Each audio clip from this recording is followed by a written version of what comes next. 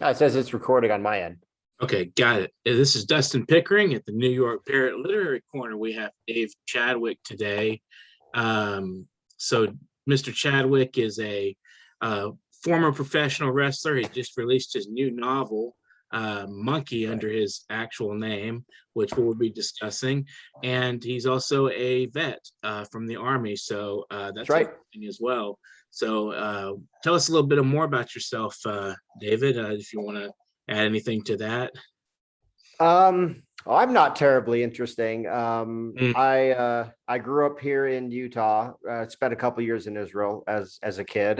Joined the army when I was 18. mhm. That was when I joined the full-time army. Spent about 10 years, not about 10 years, 10 years in the army. Went to Iraq twice. Got out. Used the GI Bill. Got a couple graphic design degrees, and I've just been working since then. When I was in the army, I wrote 3 novels, and in 2015, I started a somewhat successful graphic novel series, but for various reasons, I had to shut that down. We can get into that later if you want to. It's a bit of a Sure, weird why not? story. We can go Yeah, do a round of towards the end, I guess. yeah. Talk a little bit more. But I did read a little bit about that and found that interesting. I found your website and read a little bit about your struggles with um, some other artists and whatnot. Oh yeah. Oh wow. Yeah, I didn't know I it was that happened. famous. Well, Unless, oh, you I just, probably found it on my website. Yeah. yeah, I did. It was there's your website. So where does this idea for your from what I've read of your what you sent of your new novel Monkey, where did this idea originate? And can you tell us Um. plot twists and not without giving away a lot of like Yeah. the excitement. Well, about a year ago, I was I was just really down on myself. I had realized that I had, like, in the last 3 or 4 years of my life, was I felt like I wasn't in like the same place I was 4 years ago or 5 years ago. And I realized like just how much like I had regressed. And I felt like I needed to get back to like a lot of what my strengths were. And one of my strengths was fiction, prose. I feel anyway. So I was like, it's about time to write a new novel. And I was like, well, I need to come up, that question that lots of famous writers get asked, like, where do you get your ideas? And that's something that they get all pissy about, and because they don't know where their ideas came from. Mm-hmm. Um, I actually like to steal a lot of ideas. Right. And It's a I hodgepodge. actually read Steve at that time. I read Stephen King's new release called "If It Bleeds." It's a novella collection, one of his novella collections. And uh, the very last story in that is a story called Rat, and it's about a writer who can't come up with any ideas for a novel. He goes to his cabin and he meets this talking rat, and I was like into it for a minute, and then it's actually a very good story. Um, but I thought that like I was expecting a great big like Stephen King scary ending. Spoiler alert, Mm. I waited around for basically nothing. And I was like, well, okay, whatever. Can't swing and a miss. Can't win them all. He writes a lot. But Hmm. then I just started thinking about it, and I was just like, what if it was like just a monkey and it was a bunch of other crazy stuff? So it's kind of like it's not exactly that, but that's kind of like the earliest uh very earliest like seeds for that. I was be like, I could write my own version of that sort of, but have it be a talking monkey.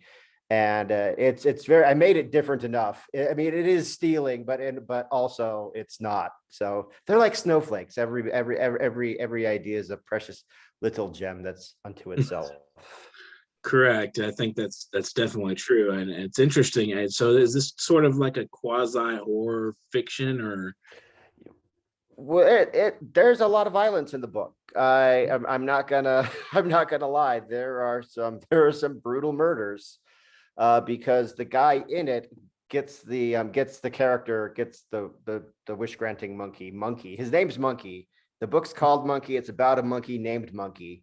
So there you go. I like to keep things simple. And Right. he meets this guy, Julian Pierce. And he's like, okay, I have to grant your wishes now. And he one of his wishes is to like go kill all his enemies, like these people who feels like they've wronged him in one way or another. Now, Monkey can't, he's got a lot of strange wish granting rules. The first one is that he can't do anything that's impossible because he's not magical. I mean, he talks, he doesn't really remember his past, so it's really kind of a complicated, convoluted backstory. He just like knows that he's a wish granting monkey, but he doesn't have any magical abilities. So he's like, he's bound to grant his master's wishes, but he has to use practical means to do it. Like, he can't just snap his fingers and something happens. So he has to actually go out and make it happen. So one of the rules is, since he's not magical, he can't grant wishes that are impossible. So once, you can't wish for the impossible.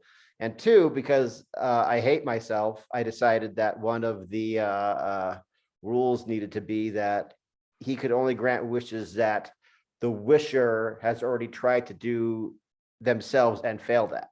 So it has to be like one of the wisher's failures. And then he asks for Monkey to go do it, and Monkey can go do it if it's possible. So those are basically the two main rules that I navigate with in the novel.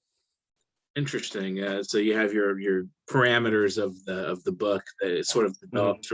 Yeah, it's one of the interesting things about writing is you can put together a couple of guidelines for yourself, and then it just kind of evolves, and you kind of play with those rules and bend and twist them, however. So, what was the process like writing it? Or did you have a daily writing habit, a word limit? Some people do those. Well, I mean, like a lot of writers, like the first novel I wrote back in 2006, and I was writing under another pen name at that time.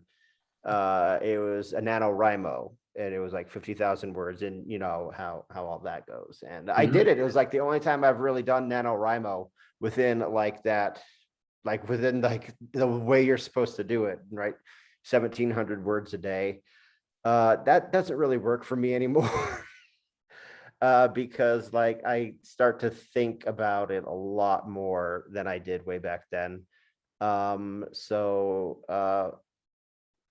I wanted to have a word count of like 1,000 words a day.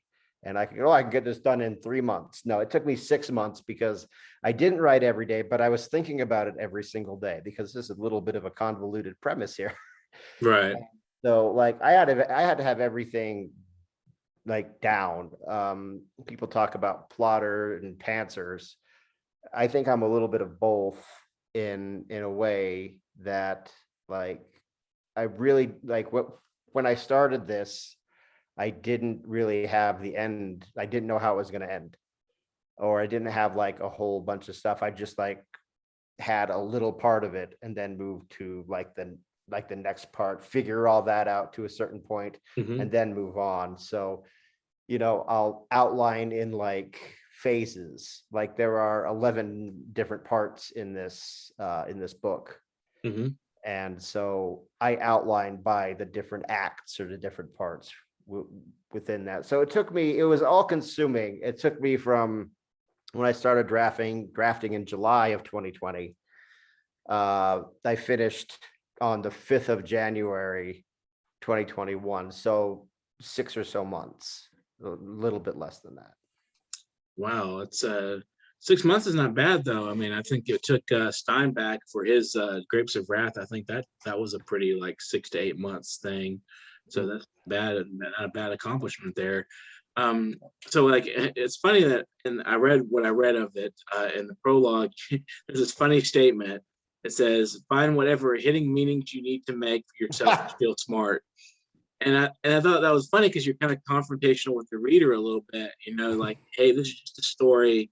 I mean, is that really intended to be taken as literal, or is that something that you were just kind of teasing with to kind of get the reader to involved in in the book. I was just being a dick. I figured it was just like it was like a fun way to just like start the book, to kind of like, you know, just Right.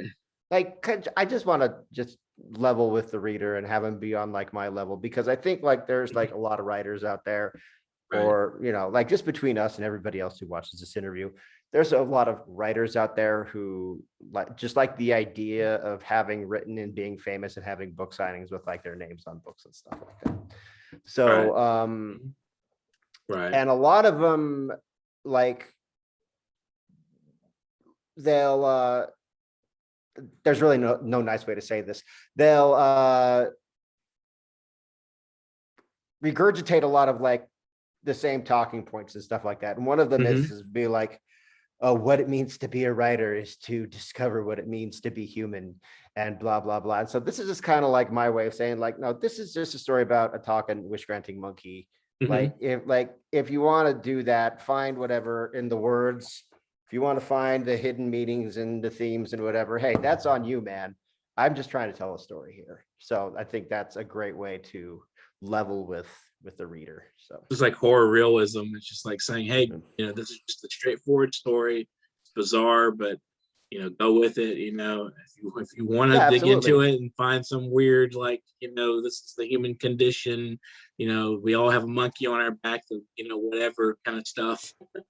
Well, yeah, I didn't even think about that. Yeah, absolutely. See, you just found a meaning right there. You Right. did it And he, yourself. and he, that's interesting. It's you kind of, you know, the idea that it's a monkey. I mean, that's a really strange. The monkeys have so many different dimensions symbolically. I mean, you can play with that for a long Yeah, time. like evolution and And all then that you have stuff. the Yeah. monkey that twists the crank. The little play. Oh yeah, and the cymbal That's what I banging thought of. monkey. Yeah. Yeah, those guys, those crazy guys, and it symbolizes the depth of the dimensions of the cosmos and how it Yeah, relates to exactly. Oh, humankind, and it grants us our wishes and prayers, and then we end up, how much of this did you read?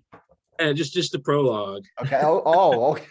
or what you sent. I sent what you read, But what you sent. no, yeah, I know what I'm saying is that you just kind of, I'm not going to say what it is, but you kind of stumbled into something that's actually in the book. So Right. I'm just oops, riffing off of my imagination. Maybe we have a parallel, it's thought possible. process. I It's mean, that's possible. It's possible. entirely possible, bro. Hey, who knows? A lot of writers think alike. Great minds think alike. So, going back to like some of your experiences, like as a professional wrestler, as a vet, did any of that kind of factor into the work? Did you take any experiences out of that? Because people generally write their lives into their books. Maybe not so much with like my actual, well, actually there's a lot of my actual life in here. Mm-hmm. Disclaimer, if there is something in here you think that I've done, I probably didn't do it. It's all symbolic or something. I like reread it recently and I was Mm-hmm. like, oh my gosh, this is like, there's like so much me in this. It like, I kind of got embarrassed. But as far as like Mm-hmm. professional wrestling goes, um there's a little bit of ring psychology and a little bit where in the beginning, like when a wrestling match begins, that's when the good guy kind of like gets one up on the heel. That part of the match is called the shine. Mm-hmm. And in the first part of the book, I introduce all the protagonists and they have like their little section to shine in. And that's kind of like the way I was Mm-hmm. thinking when I was starting the book. And then we move into a phase where the bad guy, the heel, gets like a one up, and it's kind of like all about the heel at that point. That part of the match is called the heat. So when I go to focus on Julian, when Monkey goes and meets Julian, I'm not spoiling very much, but Monkey has to grant Julian's wishes, and he spends a lot of time with Julian, and we Mm-hmm. kind of figure out what that guy's deal is. That part, it was like the heat of the book up to that point.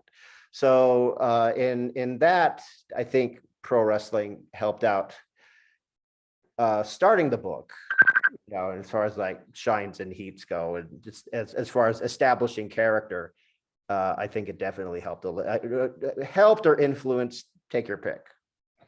Right. I think that's interesting that you use like a similar to professional wrestling. You use a similar structure in your beginnings of your plot to sort of add to the dimensions of the characteristics of what's going on. Absolutely. So it's interesting that you did that. I think that's fascinating. So is you go back to the personal dimensions of the book. Is it part of an inner struggle, or what prompted the themes of the book? Um, Different aspects of it. I think when I reread it, I realized that because there's a few different characters that Monkey has to deal with. One of them is a literary agent named Savannah Rose, and Savannah wants to advance her career as a literary agent. What her purpose is in the book is she represents like chick lit and romance and like cozy mysteries and stuff like that. And she's kind of like, she's made a little niche for herself. She's known, she's an up and coming literary agent, whatever. And she's like, well, I kind of have this reputation. I kind of want to grow out of it. I want to represent something with literary merit. Um, so that's kind of like her goal through the book. And, Monkey comes into her life and gets involved with that. So I realized I was just like, I thought I was just being like, oh, my hair. Ah. I thought I was just like, you. I know, right? The struggle is real. People don't know, man. They're like, oh, your hair's so pretty. It's like, yeah. Yeah. But I realized that part of like Savannah, even though I realized she was the part of me that wanted to move on from being like in like this niche of like quote unquote fan comics, even though that wasn't what I was. That's essentially what I was doing for a long time, even though it was somewhat successful. It was still just like a fan comics thing. The storybook series was, and I realized that like I was expressing my desire to, move up and kind of like be recognized for something a little bit greater than what I had been doing through Savannah. So I kind of realized that. And then there's another character named Dom. He's a history teacher in California, and his goal in the book is, I don't want to give away too much of it, but he struggles with personal relationships. And I realized that I realized while I was writing it that a lot of it was like my struggles a lot with like the kinds of relationships that I've had. Dom has a relationship in this that I just want to put it out there. I've never had a relationship the way that Dom does. This is fiction. I just thought I would like find a new take on kind of like the bad breakup kind of thing. And then he does some things that I didn't intend for him to do at the beginning of the book, but as the book progressed, I was like, okay, this is a natural way. This is what Dom's going to do. I'm not going to spoil it, but I would never do some of the things that Dom does.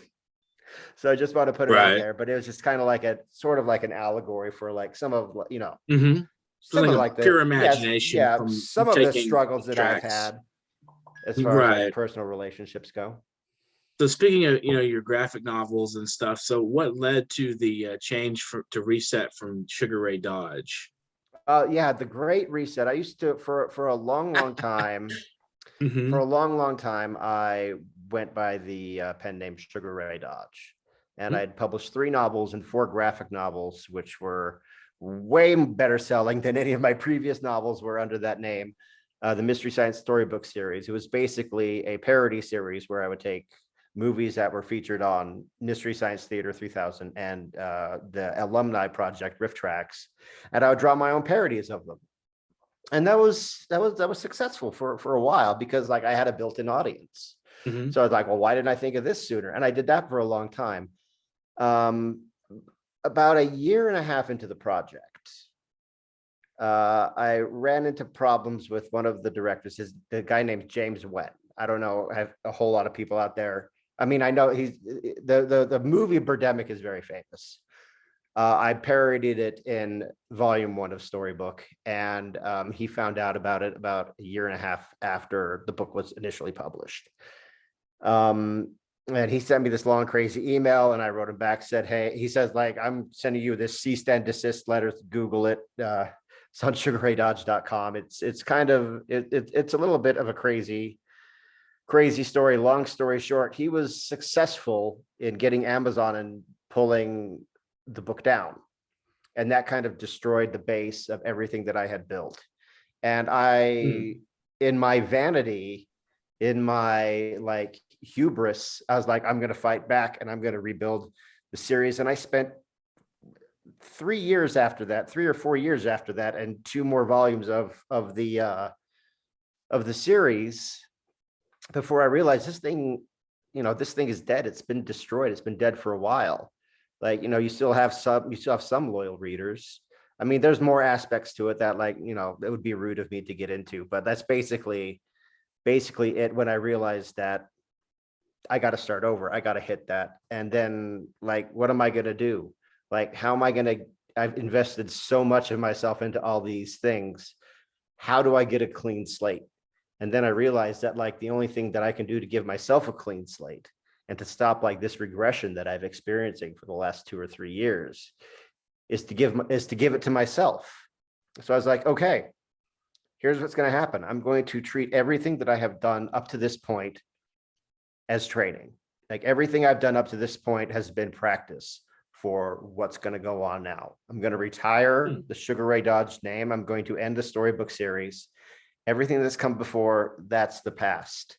And the way I do that is I just start using my real name from here on out. And I treat Monkey like this is my 8th book, but it's also my first.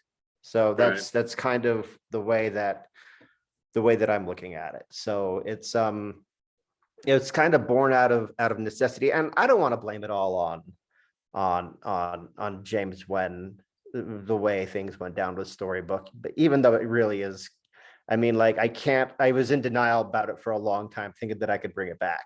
And at the end of the day, I was just like, bro, move on. You were excited about it for a long time. It worked. It was successful. He can't take that away from you, but it's time to move on with your life. And that's kind of like what Monkey represents to me, is me turning that page and giving myself that clean slate. So if you want, you can read a couple of selections from Monkey. Oh, okay. I think I have it right here. You told me to be prepared for it, but I was like 10 minutes before the thing started. I was like, oh, good thing I brought the book down. Pick a number between 1 and, I don't even know, 1 and 300. It's as long as 1 and 273. That's how many pages in the book. Let's go with 264. 264. That's pretty late in the book. And for those watching, thank you very much. This is Dave Chadwick talking about. Oh, there's nothing on here. There's nothing on here I can read and have it not be spoilery. Just read a little bit of the prologue then. Yeah, okay. I'll read the prologue. Prologue. Upstate New York, Wednesday, February 12th, 2020. About a monkey. This is a story about a monkey, a talking, chain-smoking, wish-granting monkey. This is also a story about people, and not ordinary people, but, well, maybe they are ordinary, but that doesn't make them any less important than the monkey. And hey, if you want to go thinking that this is some kind of commentary about mankind, the human condition, what it means to be human, or something stupid like that, that's your prerogative. Find whatever hidden meanings you need to make yourself feel smart. As for the story itself, its only intended purpose is to entertain. If it bleeds, it leads. Or in this case, if it burns, or more specifically, the high probability of burning. As the sun set and the darkness enveloped the picturesque rural landscape, cable news outlets all over the world focused in on the cabin in breathless anticipation for what would most likely be a deadly blaze, the climactic end to a weeks-long media story about a janitor who had resorted to deadly means to exact revenge against those who had wronged him and robbed him of his rightful standing. Inside is the man suspected of a series of killings over the past several months, one reporter told his audience. Julian Pierce, age 55, has been holed up in this remote cabin in upstate New York for at least a week, most likely longer, another told his. Pierce, who has been on the FBI's most wanted list for weeks, has been tracked down to this cabin in the woods and is currently engaged in negotiations with law enforcement to turn himself in, said another. However, sources tell us that these negotiations are not expected to succeed and that they are prepping to storm the cabin and remove Pierce by force. Inside the cabin. And remove Pierce by force, the reporter said over the radio. The cable had been cut by the authorities when they surrounded the cabin, and all that was left was what could be picked up over the airwaves. Fuck! Julian cried out, picking up the radio and throwing it across the room. It slammed hard against the opposite wall and shattered into hundreds of pieces, leaving the occupants of the cabin without a stream of information. Hey, what the hell are you doing, man? Said the talking monkey. It was chained to a massive oak table in the dining room. A laptop was open in front of him, the glow of the screen illuminating his face in the darkness. His yellowish brown fur seemed to paint the void around him with some much needed color. That was all we had left. Shut up, Julian snapped back. This is all your fault, you know. Monkey stood up in his chair in righteous indignation. My fault? How in God's name is this my fault? You and your... Julian struggled to find the right words to articulate his frantic thoughts. You and your idiocy. If you hadn't been such a petulant twat, we wouldn't be in this mess. This is all your fault. Why you? Monkey moved to attack his so-called master, but the chain that bound him to the table caused him to fall over the chair and land hard on his face. Fucking fuck! He yelled as he used his arms to hoist his upper body off the floor. Sorry, I'm laughing at my own. I don't know why I thought that was so funny. Ha! You deserve it, you little prick. I'm going to kill you, Julian. I promise. Do you hear me? I'm going to kill you for what you've done. What I've done, you seem to forget it was you who killed all those people, monkey. Every one of them. Yeah, it was you who killed them, not me. And that's a fact. And then it goes on. I don't know how much more you want me to read, but. That's good. It gives you a teaser about Yeah. what's going on in the book. And, I'm guessing that can be found on Amazon and so forth. The usual outlets, Barnes and Noble, all those. It's all over the place. Yeah. So, but I do have links at davechadwick.info. So it's right there up on the front page. What's your site again? davechadwick.info. Okay, got it. Yeah. If anybody wants to check that out, listening to the program, just give it a look. It's a very nice looking site. It's a very exciting site. I had, maybe like one last question that is a very general question. How do you handle the creative writer's despair and frustration, and how do you avoid succumbing to it? As if, like you said, your writing at one point was fairly popular, it was getting successful, and then it got kind of crushed. So at that point, how do you develop a resistance to wanting to give up? Well, there was a point where I thought that I did give up, but then I thought I'd given up, but then I decided not to give up. It's hard. You got to push through it. How do I deal with it? I remember when I was writing the very first storybook, there was just like the elation of making something entirely new, something the world had never seen before. That was an exciting time. And I think remembering not just how crazy I drove myself making that book, and also this book drove me damn near insane, but just like the elation, remembering what that was like. I think Absolutely. Looking back on that, be like, look, man, you did this once and it was amazing. You can have that again if you want it. All you got to do is take it. So I think that's really the one thing that I do. It's just like, remember what it's like. You don't think you're awesome anymore. Remember when you were awesome. You can have it again. Right. So it's sort of like a hopeful, and at the same time you look back on your own experiences and say, this was a thing that I was able to accomplish. I can keep moving forward, even though there's little, roadblocks to the process. It's still worth times of the travail that you go through to produce something beautiful and interesting to the world. Yeah, absolutely, man. I've always heard writers say it's all about the process really than the product so much. But once you get the product out and when you present it, that's a really fulfilling reward, is knowing you've actually it is something. Yeah. But I got to start work on my next novel eventually. I mean, if I want to, because I have one of my goals is to do one per year, and Monkey was officially my 20, even though I published it this year. Monkey was my 2020 novel. So I'm just going to start on my next one here pretty soon. Great. I wish you luck on that. And thanks for joining Thanks, us I on the appreciate that, program. bro. Yeah, just keep doing what you're doing, and maybe Monkey will be a bestseller someday, or maybe something Let's else you'll hope. do.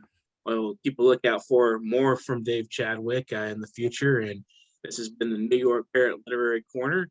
If anybody wants to get in touch with us to join us on the program, Literary Corner at NY or NewYorkParrot.com. So that's Literary Corner at NewYorkParrot.com. And we're accepting donations at paypal.me/NYParrot. Any amount will help us. Absolutely any amount. $1,000, $5, 50 cents, whatever PayPal will allow. But thank you again, David. Thanks to our viewers. We're trying to get 1 million subscribers. This is our ultimate goal to this program. Nice. We're doing one program a day, and we're going to build up that subscriber base. So please, everyone out there, tell about the program, tell what you like, give us comments in the comment section on YouTube, subscribe to the channel if you haven't already, and share with your friends, family, co-workers, anybody that likes to be bugged about literature. Just tell them about us. So, and thank you again, Dave, and thanks to our viewers for joining us. Thank you very much. It was great. It was great fun being here. Excellent. Absolutely. I enjoyed it as well.